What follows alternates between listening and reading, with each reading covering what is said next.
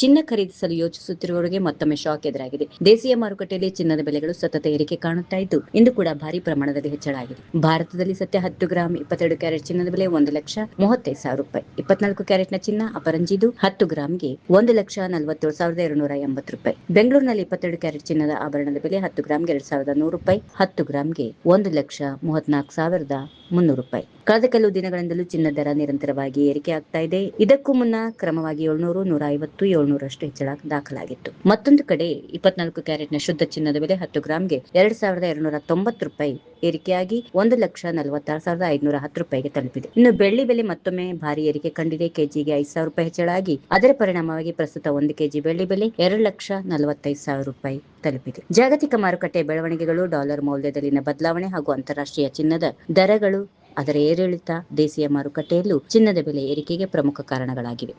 ಈ ವಿಡಿಯೋ ನಿಮಗೆ ಇಷ್ಟವಾದಲ್ಲಿ ಲೈಕ್ ಮಾಡಿ, ಶೇರ್ ಮಾಡಿ, ಸಬ್ಸ್ಕ್ರೈಬ್ ಮಾಡಿ.